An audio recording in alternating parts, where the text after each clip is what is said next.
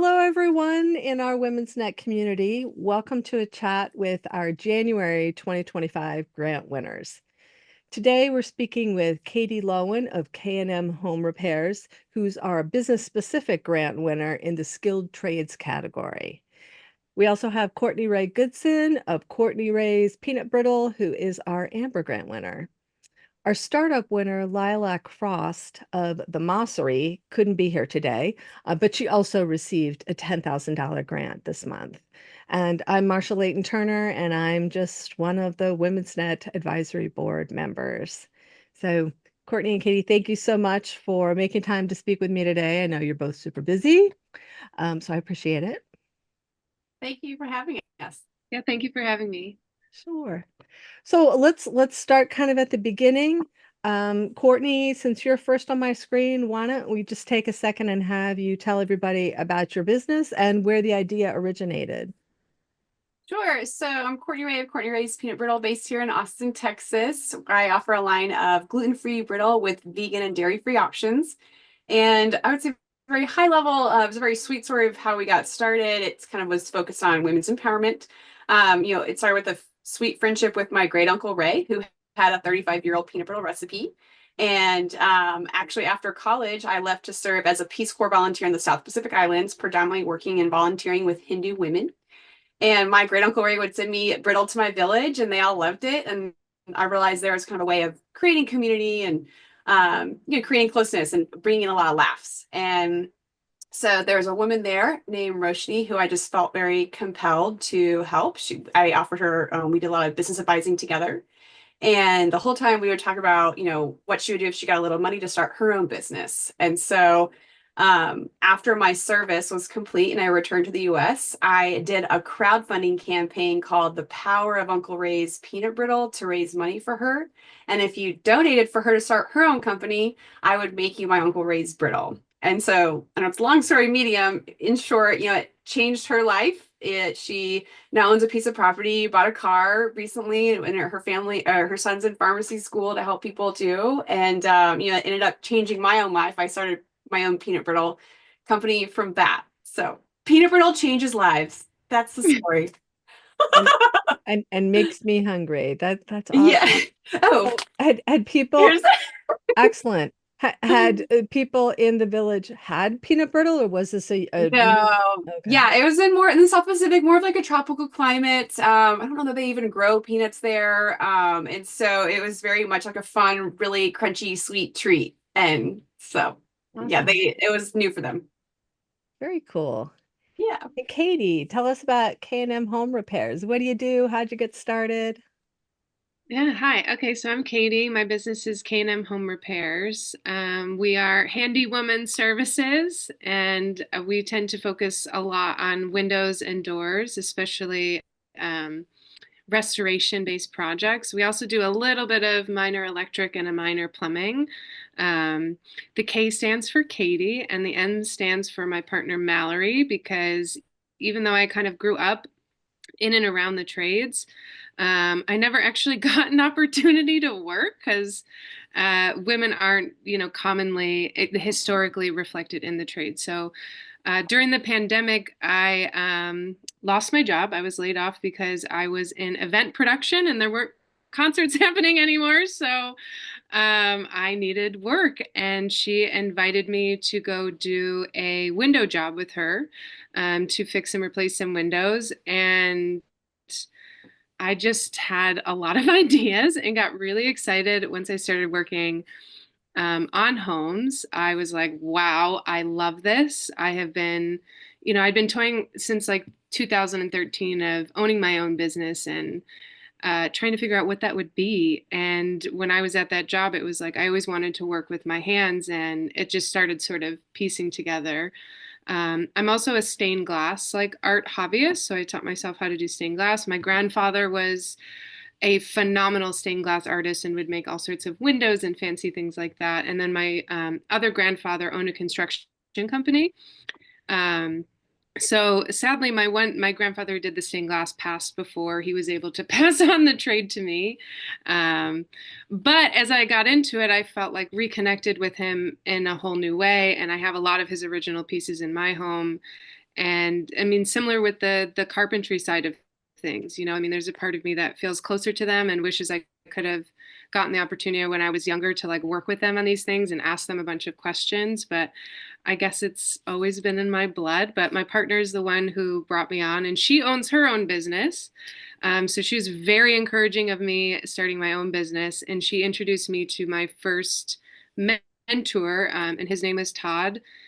And he just taught me all things carpentry, got me linked up with a lot of different people. I ended up going back to school. And as soon as I got out of school, like within a year, I started my own business. And my focus has really been on like handy repairs while trying to like grow into this kind of combination of, artistic carpentry restoration work with windows and doors. And yeah, this grant is gonna let me move to that next step, which is what's really exciting. Katie, I wish you were here in Austin. I would hire you for. Oh my gosh, me too. Yeah. When you expand here, please let me know. I will. I love the family connection and inspiration in both of your stories. I think that's so cool. Yeah, it's honestly all about community. Like, as we get into kind of the next questions, I'll address that a little bit more. But it's all about like where you come from and who supports you. Like that completely shapes your experience as a human being, but also as a business owner. Well, then, Katie, let's have you kind of kick off the next question, which was going to be whether there are any resources that you found really helpful as you were getting started and that you might recommend to other Women's Net community members. Yeah, so for the trades specifically, I ended up going back to school and doing kind of a like community program. So it's through community college. They also have BOCES in our area, which is how you can actually learn, in like professional setting. But for me, like word of mouth has been the most powerful thing. Like my community, like my mom and my stepdad taught me how to start the business, how to, do my taxes. My mom's best friend is literally my tax accountant. I also do circus arts on the side. So I'm also a circus art teacher. So I teach like aerial fabrics. So like my best friend at the circus studio is my lawyer, right? So my resources are my community, are my friends, my family, the places that I work out. My mentor turned into that I discussed in the last question, Todd, became my best friend and has been helping me every step of the way. Anytime I have questions or need to troubleshoot something, or if I come across like a hard day, we're just there's so much happening at one time. It's like that community is what has really helped me find the success. I've also partnered with like some small local businesses as well. So like the tool library is something I always like to talk about. Is this idea that I believe was born in Europe. I want to say like Switzerland, maybe. I might be like totally butchering their history, but they got the idea from Europe. They brought it over here, and it's essentially like a library for books, but instead of books, it's tools. So you can just go rent tools. I love it. Now, as a contractor who's just starting out and like buying all this equipment, having a tool library where I can rent something for jobs and, I just pay a small annual fee. Like I don't have to pay, hundreds of dollars every time I need to rent an auger to like dig a hole. It has been a game changer. And everyone there has my business cards, has my information, sends, my information out to the people in the community who need help. So yeah, I think if I were to, give advice to like other, especially like women, small business owners, it's like your community, your friends and your family, different organizations in your community, even if they're doing the same thing that you're doing, like I've networked with a couple of other women in Buffalo who do handiwork, and it's helpful to hold each other up and to cheer each other on to stay strong and get through some of those tough times. But there's no book that has been as resourceful as some of these human beings.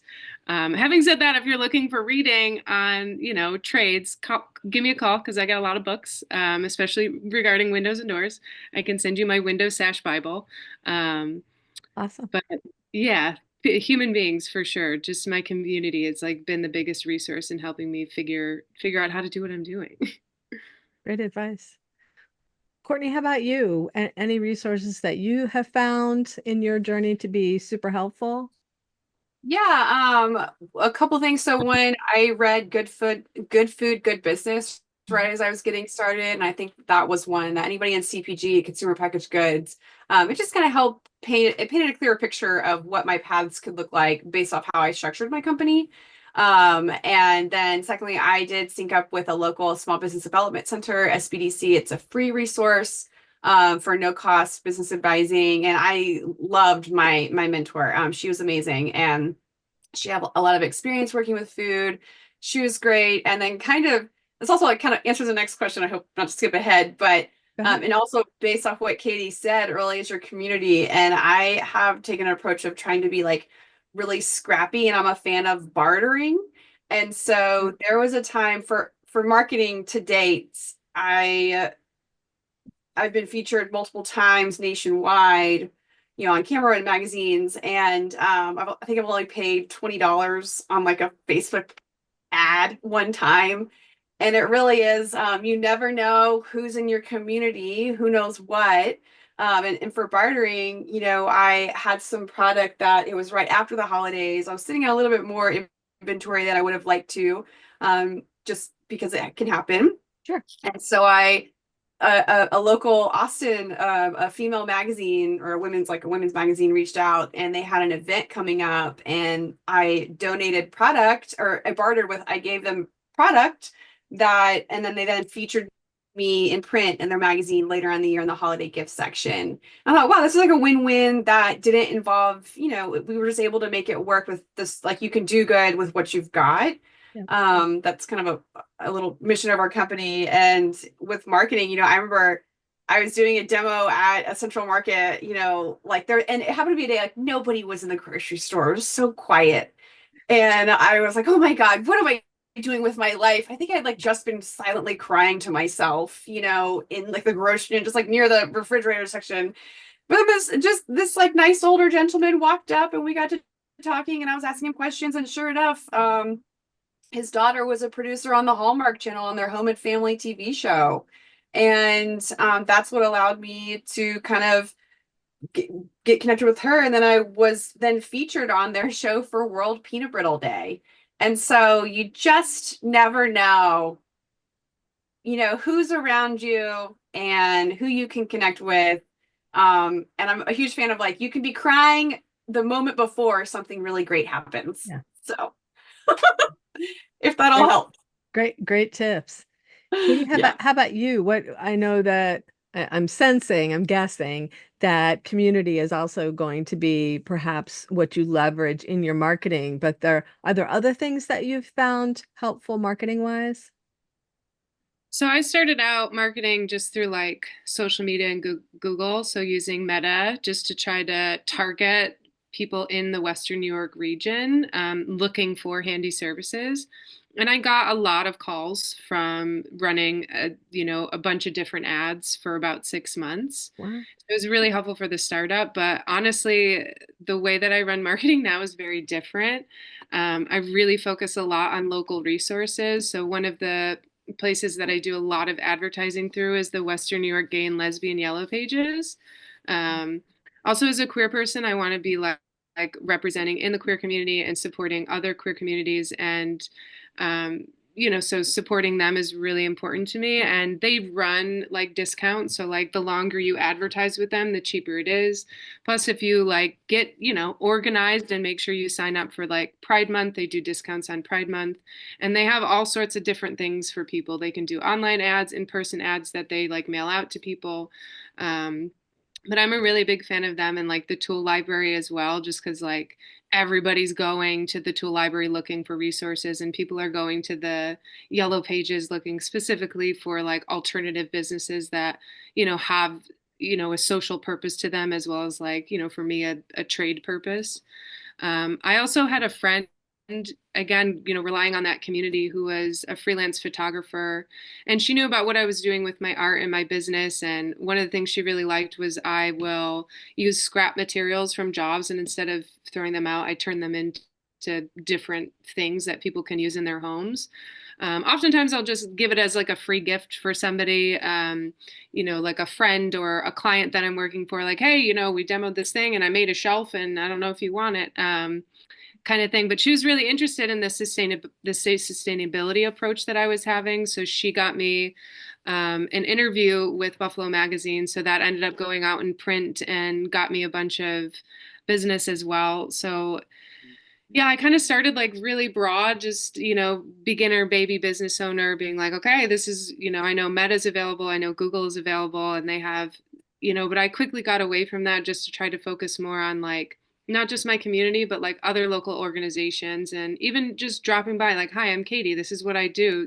Half the time when I introduce myself to people, they're like, I need home repairs. I need somebody who's going to answer the phone and Right. be reliable. Yeah. Like I need 5 business cards from you right now. So I'm luckily like in a service industry that's like very high in demand. So word of mouth is very powerful for me, especially because I show up on time. I don't really leave the ball in my client's court. Like they know when I'm going to show up. There's no kind of guessing or waiting game.